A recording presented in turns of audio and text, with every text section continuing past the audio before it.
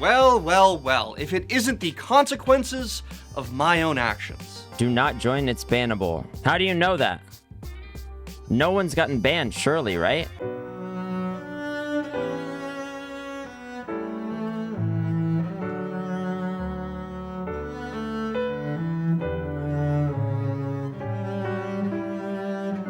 CS2's Armory update / battle pass is a bit of a grind, even predatory depending on who you ask. Now, we'll get into that a little bit later, but essentially you gain XP by playing, and enough will net you a star. Stars can then be used to roll for skins in one of the many collections, but you can only get 40 before the pass is over and you need to buy another one. It's a bit of a slog, so naturally the community said, F that, and instantly found a way to game the system to get a shit ton of XP from DM servers. Most of the XP you get at the end of a match depends on how you kill people, with nades and knives typically netting you more. And in casual lobbies, those standard no respawn modes with more players and automatic armor, the multiplier for how much XP you got was a lot higher than other modes. Some players figured out how to glitch deathmatch servers to have the same XP rewards as the casual servers. And since DM allows you to keep respawning, repeatedly knifing resulted in getting a ton of stars at the end of the match, especially if you had stacked passes. Look at my stars. Oh my god, a re6. Give One. me like a zillion stars, please. 2, 3, 4, 5, 6, 7, 8, 9, 8, almost 9. The lobby is bugged. These servers were mostly invite only and had rules to make sure everyone got as many stars as possible, kicking those who didn't follow along, and resulted in what looked like conveyor belts of backstabs. Then a ton of content creators were showing off these servers and even promoting them as an easy way to rack up stars, giving you more chances to pull a high tier skin or charm that could end up being worth something once they become tradable. It's even better for the creators since they get the skins, eyes on their channels, and future content for when they make videos or streams, spending all the stars they farmed to get something good. Not everyone was happy with people exploiting these servers since it ruined the game for you if you happen to join one by accident, and for those who were honestly grinding the pass, kind of a punch to the gut. This was especially the sentiment towards the creators doing it since they have large platforms and are promoting an exploit. However, since it is an exploit, many people were also warning others not to try it. We have seen the abuse of exploits in CS2 specifically result in bans already,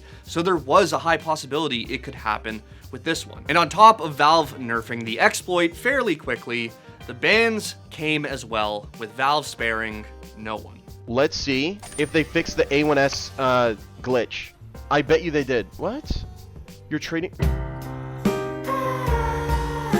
These came in the form of 1-year trade bans hitting creators like Anomaly, Arrow, Dima, Furious, Sparkles, and a ton more. Notably missing from this list is Oni, who has been on a break during all of this and just made a lengthy post about his recent absence, so he is safe. Now, a trade ban still lets you play on back servers, but as the name suggests, it locks you out from selling or trading, which some would argue makes the inventories essentially worthless for a year. The creators hit with these bans all seemed to take it in stride, mostly turning the situation into memes, with a few tasteless ones at the expense of McSkillet. That being said, some fans of these creators had felt like they'd been led astray, despite the danger being pretty obvious in my opinion. But this has also turned into a larger conversation about the ethics of doing this specific exploit. With the console command wallhack exploit a while back, some argued that since it's technically Valve's up in the first place, abusers shouldn't face any punishment, an excuse we're seeing again in this instance as well. In this case, however, there's a sentiment that the passes are so obviously predatory since you can buy up to 5 and only get 40 stars out of a single one, that Valve can, well, go f themselves. And while I don't judge anyone for trying this one, as I said, the risk was there, so I don't necessarily feel bad.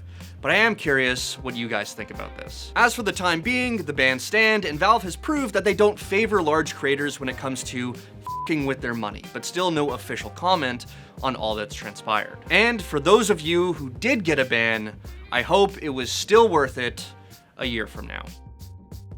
There's people that were complaining that like, oh, they're gonna ban people as soon as it like affects their money, but like they're gonna let people just spin bot to their heart's content. I hope people understand those are two very different things. One is deliberately hiding the fact that they're cheating, and the other one is blatant, yeah, so.